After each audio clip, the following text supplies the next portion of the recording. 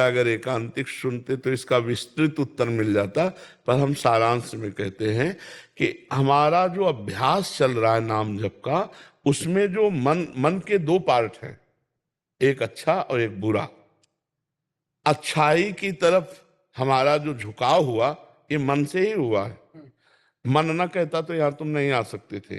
तो मन की अच्छाई पार्ट में जब हम नाम जब शुरू किया तो बुराई पार्ट को साफ करने लगा, क्योंकि निर्मल मन जन सो मोह पावा। तो अब जितनी गंदगी अनंत जन्मों की भरी है वो सब निकलेगी बाहर। अब साधक इस बात में परेशान हो जाता है कि जब मैं भजन नहीं करता था तब इतना गंदा नहीं था, अब जब भजन से करने लगा तो इतना गंदा सोच, इतनी गंदी बात, वो गंदगी निकल रही है। मन अच्छा चंचल हो और नाम जब कर रहे हो तो आप निश्चित समझो फल में कोई भेद नहीं है, मन लगे ना लगे। जैसे मन नहीं लगता लेकिन आग छुआ दी जाए तो जला देगी ना। मन कहीं और हो, जहर पिला दिया जाए तो मरी जाओगे ना, क्योंकि उसका प्रभाव है। ऐसे नाम का प्रभाव है, मन लगे या ना लगे, जिह्वा से राम राम हरि हरि कृष्ण कृष्ण हो रहा है, आपको भगवत प्राप्ति होगी।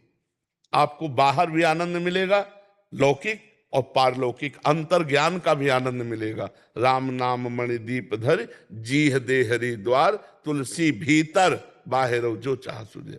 तो मन को नाम ही एकाग्र करेगा, मन को नाम ही निर्मल करेगा। अब शुरू किया इसलिए गंदगी निकल रही है, अब परेशान नहीं होना चाहिए। वैखरी वाणी से हमारे, हाँ वैखरी से भी, वैखरी से यह जिह्वाग्ये वर्तते नाम तुभ्यम। जैसे मंत्र है तो वो दो में ही जपा जाता है, उपांश और मानसिक। गुरु मंत्र जो है उपांश और मानसिक जपा जाता है, लेकिन नाम भगवान इतने कृपालु हैं कि आप हाँ राधा राधा राधा राधा राधा राधा राधा राधा राधा राधा राधा राधा राधा राधा, इसी से भगवत प्राप्ति। ठाकुर हरिदास जी तो इसी वैखरी से ही जपते थे। तो वो लाखों की संख्या में जबान से ही नाम जप करते थे। 3 लाख, हाँ 3 लाख, ऐसे लाखों की संख्या में, और जोर जोर से। तो उसी का प्रभाव था कि वैसे आई तो सुन सुन करके वो भगत बन गई, उनको तनिक भी विचलित नहीं कर पाई, वो खुद अच्छे महात्मा की तरह वहां रहकर भजन करने लगी। तो अगर वैखरी से नाम का प्रभाव है, वैखरी से भी जपने पर जो मंत्र उपांश और मानसिक में फल देता है, वो वैखरी से भी नाम फल दे देगा। नाम में एक अपार सामर्थ्य, असीम सामर्थ्य है, चाहे जैसी स्थिति हो।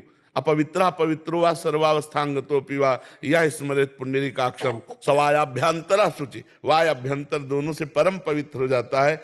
देखो भागवत जी में लिखा, यद जिह्वाग्ये वर्तते नाम तुभ्यम अहोबत सुपचतो गरीयान, यद जिह्वाग्ये, जिह्वा के अग्रभाग पर आपका नाम विराजमान हो। नाम जीह जपि जागे जोगी, नाम जीह जप। जब जीव से नाम जपने की बहुत जगह चर्चा हुई है, तो हम उसमें फला अनुसंधान में न जाए कि वाचिक से दशांश उपांशु बड़ा, उपांशु से दशांश मानसिक बड़ा। हम राम राम कह रहे हैं, कृष्ण कृष्ण कह रहे हैं, अपने प्रभु का स्मरण कर रहे हैं। मन कहीं भी चला जाए चिंता मत करो, उसको भाग के यहीं आना पड़ेगा, क्योंकि नाम भगवान विराजमान, परम मंगल हो जाएगा। जी तो आप कहे थे कि आना जाना बंद कर दो तो आना जाना बंद हो जाएगा। जी तो आपकी कृपा, श्री जी की कृपा से पहली बार वृंदावन धाम आना हुआ। जी। तो गुरुदेव अब जाने की इच्छा नहीं, अब नहीं जा पाएंगे वृंदावन। नहीं ऐसा मत करो बच्चा, हमारी बात समझो। अलग अलग औषधि दी जाती है बीमार को, अलग अलग। अभी आप जवान हो, आप अभी थोड़ा कर्म करो। पढ़ाई लिखाई पूरी हुई क्या? नहीं, अभी डट के पढ़ो, डिग्री में पहुंचो, भारत की किसी सेवा में लगो, माता पिता की सेवा करो, नाम जप करो, और फिर अवसर मिले तो आके वृंदावन वास करो। नहीं, अब ऐसे कच्ची उम्र बहुत कठिन है बच्चा, बाबागिरी। देखो तुम्हें लगता है सरल है, लेकिन हम हाथ जोड़ के कहते हैं बाबागिरी के जैसा कोई कठिन कार्य असली में चलने पे। वो मनोरंजन तो भाई भी बहुत बढ़िया है, लेकिन अगर जीवन बाबागिरी में उतारने का, तो सबसे कठिन बात हम आपको बता रहे हैं। अगर नाम जब करोगे और कर्तव्य का पालन करोगे तो प्रिया प्रीतम के पास पहुंच जाओगे बच्चा। और अभी नई अवस्था है, संसार देखा नहीं, भोगों को भोगा नहीं, और मन भोगों की तरफ। वही हम बताने जा रहे थे कि सबसे कठिन बात है, हम कह रहे 50 वर्ष सही चला हो और 5 मिनट गलत हो जाए तो 50 वर्ष में पानी फिर जाएगा, नहीं फिर जाएगा। अरे बोले यार, मतलब कोई नहीं समझेगा कि ये बंदा 50 वर्ष जलता रहा है। आज 5 मिनट चूक हो गई, क्षमा कर दो, कोई नहीं क्षमा करेगा। हम ये नहीं कहते कि कोई गलत नहीं है या सही है, वो भगवान जाने, लेकिन थोड़ी सी गलती, थोड़ा सा चूक पूरे जीवन को मिट्टी में मिला देगा। इसलिए हम कहते हैं गृहस्थ में रहकर भजन करो, कलिकाल है, अब जो बन गए हैं भगवान इन्हीं का निर्वाह कर दे। अगर आप नहीं पकड़ना चाहोगे तो हम आपको नहीं बदल सकते। आप बदलना चाहो तो बदल सकते हैं, अगर आप ना बदलना चाहो तो। अच्छा, महीना 2 महीना संयम से रह लो, हमारी मतलब हृदय से बात समझना। साल 2 साल नियम दे दो कि 5 साल आप ऐसे रहो, तो हिम्मत रहेगी कि 6 महीना गए, 6 महीना गए, अब 2 साल गए, पूरे जीवन भर जलना है। काम, क्रोध, लोभ, मोह, मद, मत्सर, खिलवाड़ समझते हो? अब जो मतलब खिलवाड़, पाखंड, वो बात अलग है। सच्चाई से चलने का मतलब तलवार की धार पे चलना। तो हमें लगता है बाबा जी बनने के लिए जो सामग्री चाहिए, वो सामग्री प्रायः नौजवानों में बहुत कम है, क्योंकि सब पढ़े लिखे, मोबाइल और सब गर्लफ्रेंड, बॉयफ्रेंड, मतलब बहुत कठिन है बाबागिरी, बहुत कठिन है, बहुत कठिन है।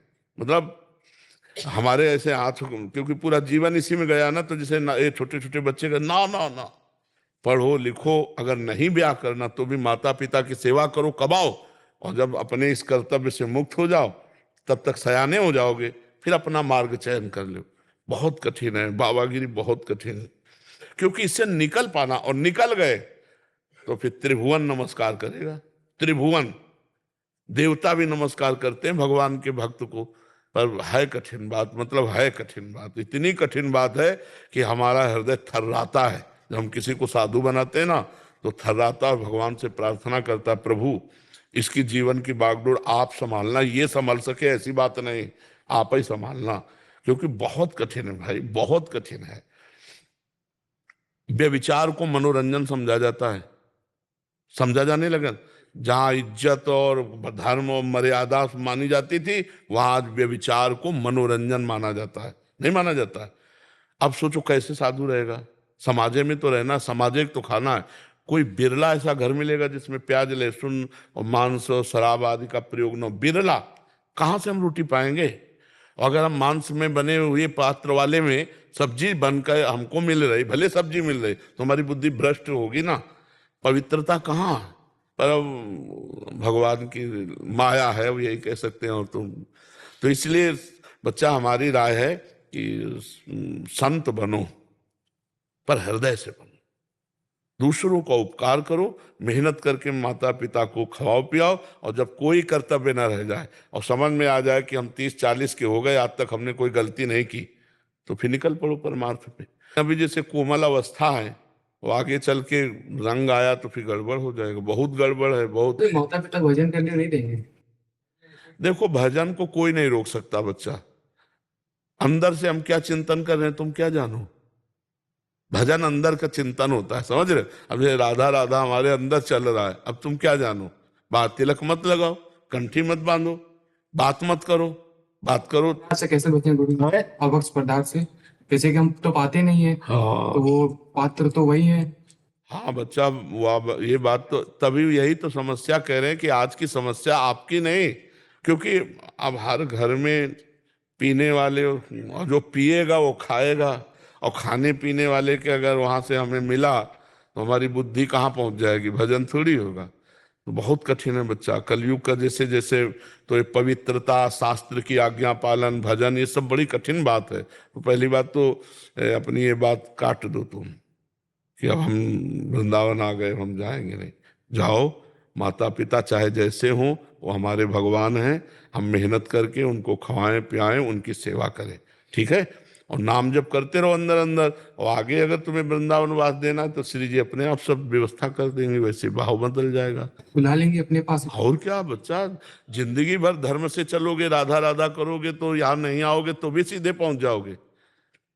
नहीं तो वृंदावन कितने वास करते हैं, और भारत में या विश्व में कितने भगवान के भजन करने वाले हैं? सोचो, क्या वृंदावन वासी केवल भगवान को प्राप्त होगा और जो बाहर भजन करते हैं उनको भगवान नहीं मिलेंगे? ऐसी बात नहीं बच्चा, जो भगवान वृंदावन में, वही कण कण में, पूरे विश्व में विराजमान, खूब भजन करो, भगवान की प्राप्ति कर ली।